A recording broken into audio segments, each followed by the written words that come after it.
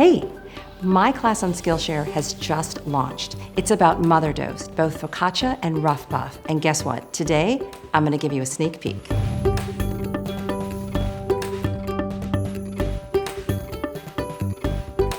Some of my favorite flavors in the world come from desert areas, places that have very specific herbs that grow in really beautiful wild fashion. In the Middle East, one of the most common spices, but one of the most different spices that you'll find is called za'atar. But za'atar is made up essentially of 5 or 6 main ingredients. Those include sesame seeds, oregano, thyme, sumac, and a few other specialties depending on what country it comes from. My personal favorite comes from Jordan. It has, for me, the right amount of sesame and the right amount of what I would call sort of a languing, kind of a tang to it. When you use za'atar, you want it to be the main ingredient. You want it to be the star. And so when you have a star, you need some supporting players. The supporting players can actually be pulled from the za'atar itself. If you're a kind of sesame fan, put more sesame seeds on. If you're a fan of a little bit of the heat, put some more red chili flakes in there. My personal preference is to pull 2 specific flavors out of the za'atar. The saltiness that I love, I'm gonna play up with using some feta cheese.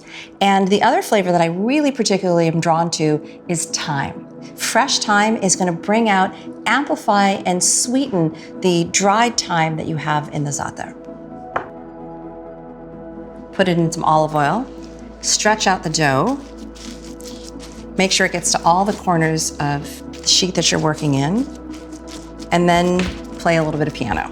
Make sure you're making all the dimples. That's where all the fun comes in. And once you have your canvas, you're ready to decorate.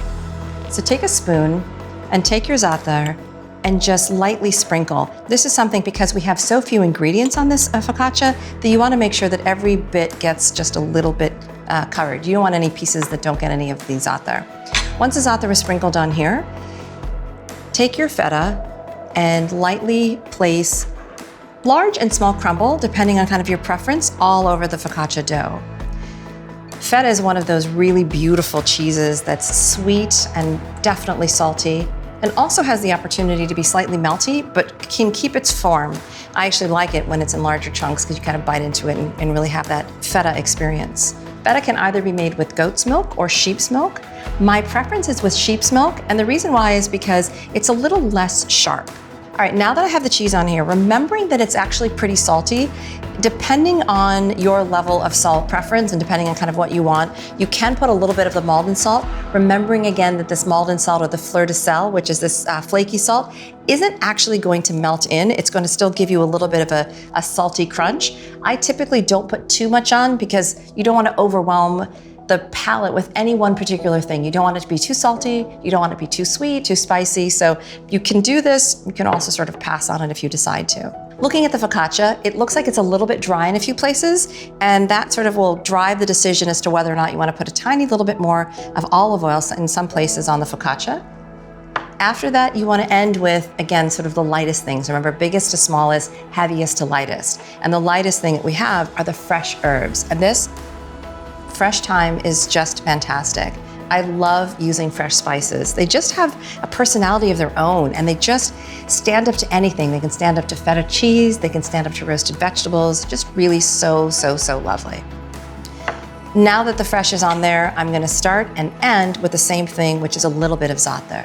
Remembering again that za'atar is a pretty pungent, aggressive ingredient. You don't need to put too much. Just again, sprinkling on a little bit. This gives you an opportunity to get to the places that you might have missed the first time as well.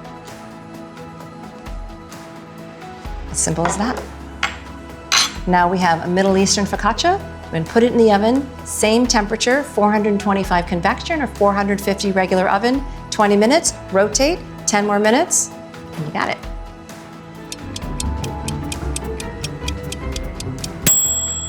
I wish you could smell this. It's so earthy and organic. It smells like herbs and just, happiness.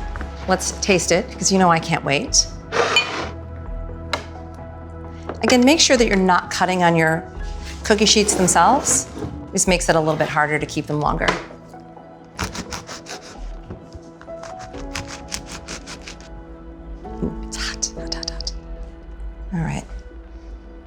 And remember, you eat with your eyes, you eat with your smell and your touch and your ears before you get to taste it. So I always try to just take one more smell and one more look before I bite. So good. I taste the sesame, I taste the thyme and the oregano, and it balances the bread so beautifully. I can't wait for you to try this one.